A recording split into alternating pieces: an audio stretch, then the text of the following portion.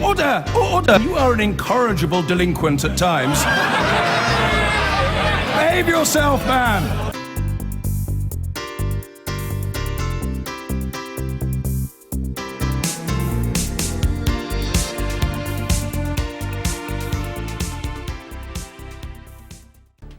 Good evening. The Prime Minister, Theresa May, resisted growing pressure today to block the controversial honours list drawn up by her predecessor.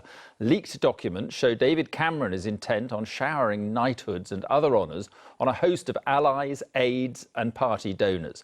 But Downing Street says Mrs May will not interfere because, in their words, it would set a very bad precedent. She has, however, noticeably failed to endorse the list, which was published in the Sunday Times this weekend. The roll call of honours features several old friends of Mr Cameron, as well as figures like Samantha Cameron's former hairstylist. Labour called the list an example of cronyism. Our deputy political editor, Chris Shipp, reports.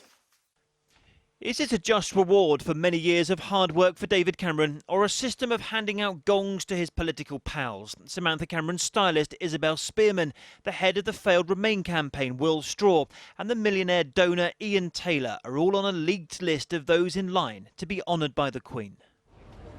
On leaving office, as David Cameron did last month, Prime Ministers are entitled to nominate those who deserve recognition. But his choice of names and the positions they held has created more than a little controversy. David Cameron seems to have found a lot of mates that he wanted to reward, and that's upset everybody. I'm sure he's got a lot of mates that need rewarding.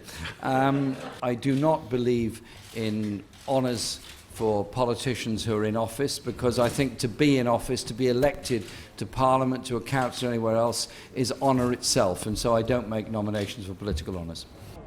Many of Mr Cameron's former staff at Downing Street, like his communications chief, are on the leaked list of nominations, but there is a particularly significant recommendation for his Chancellor of the last 6 years.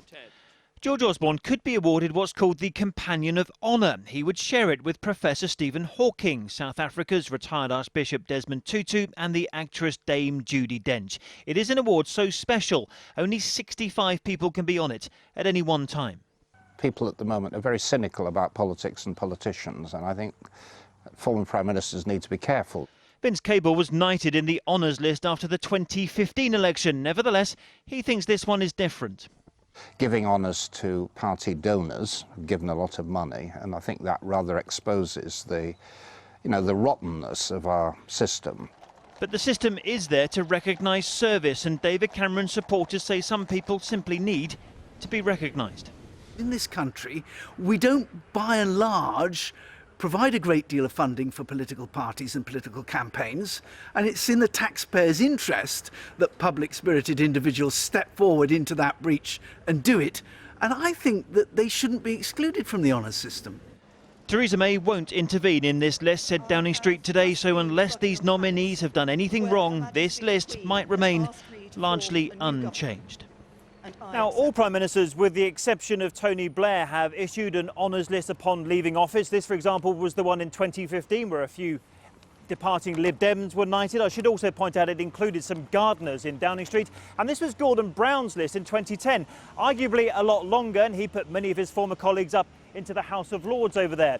But Tory MPs say what's angered them about this list is the type of person on it. People who supported the failed Remain campaign. They wouldn't talk today, these MPs, but they said if this list remains unchanged, they'd have plenty to say. All right, Chris, thank you very much indeed. I've been getting